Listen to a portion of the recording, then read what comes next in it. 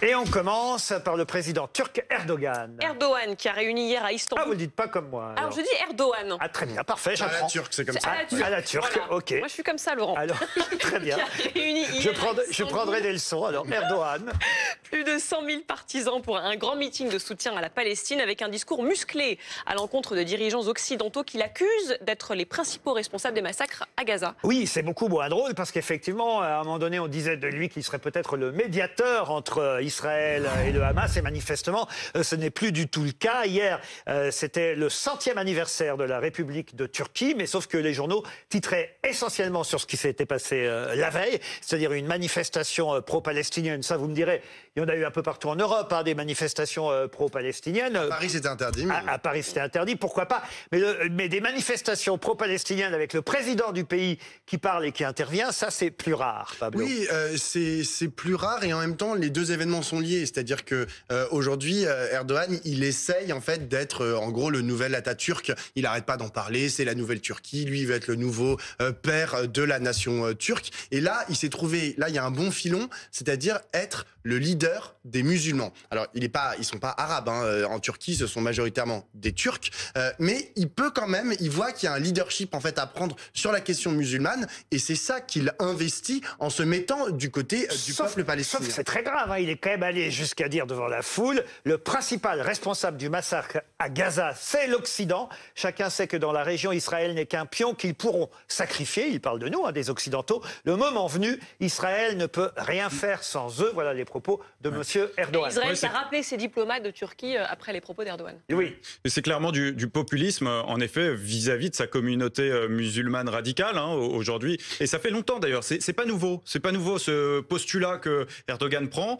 C'est un pays qui est de moins en moins démocratique. D'ailleurs, dans les classements des pays démocratiques, il est en baisse. Aujourd'hui, il est classé moins démocratique que la Zambie, que le Ghana, que le Bangladesh ou que le Malawi. Donc, effectivement, finalement, Erdogan, peut-être réussit-il à être assez populaire dans son pays, mais à quel prix ? Louison.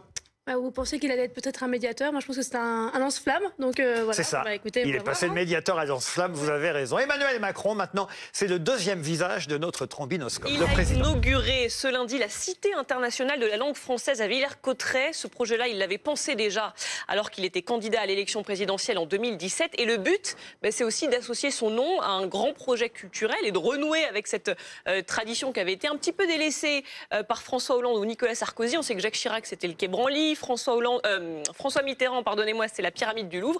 Et donc, Emmanuel Macron... François Hollande, c'est le scooter. Hein, rien de plus. Et donc, voilà, lui, il aura sa Cité internationale de la langue française. Et le courrier Picard était particulièrement fier. Je ne sais pas si vous avez vu la une de ce journal régional ce matin. La Cité du français est en Picardie, titrait le courrier Picard. Et alors, justement, à propos du français, Emmanuel Macron est allé un peu loin ce matin. Je ne sais pas si vous l'avez entendu, mais écoutez cet extrait. Il faut permettre à cette langue de vivre, de s'inspirer des autres, de voler des mots, y compris à l'autre bout du monde, et j'y reviendrai tout à l'heure, de continuer à inventer, mais d'en garder aussi les fondements, les socles de sa grammaire, la force de sa syntaxe, et de ne pas céder aux airs du temps. Dans cette langue, le masculin fait le neutre. On n'a pas besoin d'y rajouter des points au milieu des mots, ou des tirets, ou des choses pour la rendre visible. Le masculin fait le neutre. Voilà un tacle à ce qu'on appelle l'écriture inclusive, vous le savez, qui a déjà cours, hein, d'ailleurs, dans certaines mairies ou dans ça vous plaît pas, hein, Non, mais c'est complètement con. Le masculin fait le neutre. En fait, il a commencé quand même son discours en disant, j'imagine, hein, mesdames, messieurs. Oui. Il aurait pu dire messieurs. Effectivement, vous avez raison. Il y a une linguiste qui s'appelle... pourquoi si le masculin fait le neutre? Non, mais en termes Attendez, il a raison. Louis, il a raison. Il y a une linguiste qui s'appelle Laëlia Véron qui exactement a tweeté ce que vous venez de nous dire. Mais alors, si vraiment le masculin est neutre, pourquoi le président commence-t-il toujours ses discours par française, français? Il pourrait se contenter de français, finalement. Mais parce que ce sont des pronoms interjectifs et que ça n'a rien à voir. Là, on parle d'accord, tout simplement des verbes. Enfin, ça n'a strictement rien à voir, c'est normal. Cela dit, sur la vous trouvez, le masculin fait le neutre. Mais non, enfin, au bout d'un moment, il y a des règles qui sont établies par l'Académie française depuis des années et ils s'y plient. en réalité. Ah oui, c'est super. C'est les règles, c'est par l'Académie française, hein, c'est pas par Emmanuel Macron en fait. La langue, elle est vivante. Et de toute façon, les réactionnaires. Il est président de la République française, ça ne l'empêche pas de donner son avis à titre personnel. Non, on ne demande pas son avis au président. Et de pouvoir, par ailleurs. Puisque le masculin est neutre, je vais demander à Louison son avis. Louison. Non, mais il dit que la langue peut évoluer et en même temps elle peut pas évoluer, puisque si un point médian fait peur à tout le monde, moi ça me fait penser à Toubon dans les années 90 qui voulait pas qu'on dise week-end et qu'on devait dire fin de semaine. C'était quand même la langue, elle évolue avec tout le monde. S'il y a sur des trucs un petit point avec marqué citoyen et neuneu, on va s'en remettre. Et les réactionnaires perdent toujours. L'opinion publique est encore majoritairement contre. Selon un sondage IFOP pour l'Express qui date de 2021, 63% des Français sont contre la langue inclusive.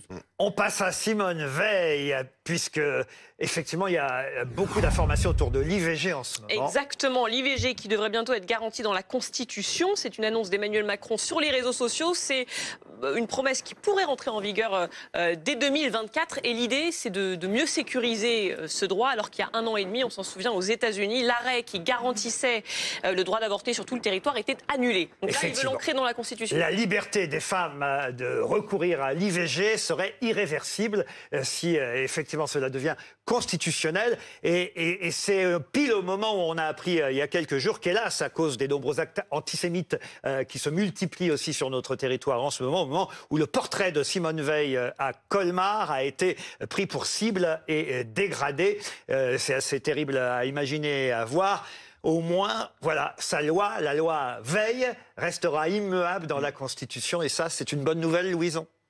C'est une bonne nouvelle, bien sûr, ça aurait été fait depuis longtemps, mais moi je pense que malheureusement ce portrait il est dégradé pour peut-être que la constitutionnalisation de l'IVG ça n'a pas aidé, mais c'est une femme juive, c'est tout, enfin cherchez pas plus loin. Ah non mais il n'y a rien à voir entre les deux, on est d'accord. Oui, c'est du pur antisémitisme. L'artiste C215, qui est un street artiste dont je vous recommande le travail, l'a souvent fait en pochoir dans des lieux de Paris important.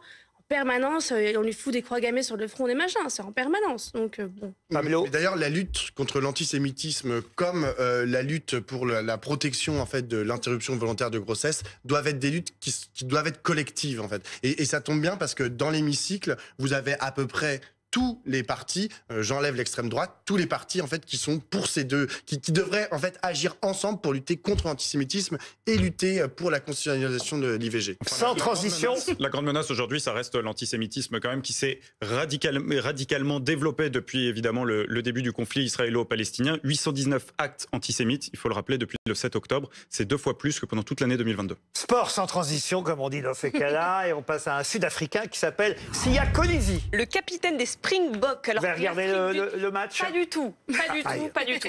Vous, oui. Louison, non, vous savez, je suis plus foot que rugby, on le verra. Personne l'a regardé. On le verra tout à l'heure. Mais en tout cas, effectivement, ce sont les Sud-Africains qui ont gagné. Ils ont gagné, voilà. Ce qui nous concerne un peu, parce que c'est eux qui nous avaient éliminés, donc voilà. Et on apprend que lui, qui est donc le capitaine de cette équipe, va bientôt mettre fin à ses 12 ans de carrière donc en Afrique du Sud pour venir en France au Racing. Mais c'est ça, il va jouer dans un club parisien, le Racing 92. Racing 92. Moi, je pensais qu'il n'y avait que le Stade français à Paris, mais non, il y a aussi le Racing 92, 2 clubs de rugby. Et effectivement, à partir du 1er décembre, ce joueur fera partie des joueurs de clubs français. En tout cas, il va devenir français par alliance. Mais je voulais vous montrer, et après je vous ferai réagir, Louison, surtout le poste de Nicolas Dupont-Aignan. Moi, ils me font rire, les politiques, quand toujours ils veulent se mêler de sport et qu'ils n'y connaissent rien. Parce que regardez, voilà ce qu'a tweeté Nicolas Dupont-Aignan samedi soir. Très belle victoire de la Nouvelle-Zélande. Une finale qui vient conclure une Coupe du Monde de rugby. Je vous rappelle que c'est l'Afrique du Sud qui a gagné. Alors après, on va être honnête, il a rectifié. De toute façon, il avait une chance sur 2. Mais quand même, il fallait le faire. C'est vrai. Louison. Bon. Non mais rien que la phrase...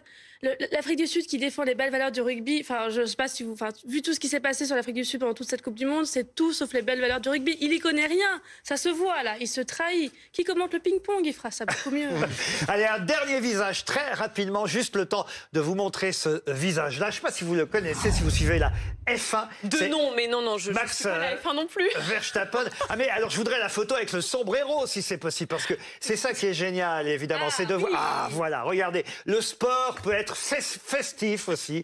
Le sport, ça n'est pas toujours ce qui s'est passé hier soir à Marseille. Voilà, je voulais vous montrer. C'est pas très aérodynamique, ça, par contre. Hein. Je pense que... non, mais Je vous rassure, il n'avait pas le sombrero dans la F1. Mais en tout cas, voilà, c'est un magnifique champion. Et voilà, des images. Champion totalement anti-écolo, hein, si je puis me permettre. Ah oui. J'ai regardé ses interviews. Mais non, dans son sport. Il ne va pas faire de la F1 à bicyclette. Non, mais il y en a qui essayent de promouvoir, par exemple, l'électrique. Lui dit j'aime l'essence, j'en ai rien à foutre de globalement, de tout, de l'écologie, etc. C'est quand même un petit problème. Vous continuerez, si vous voulez, sur l'écologie.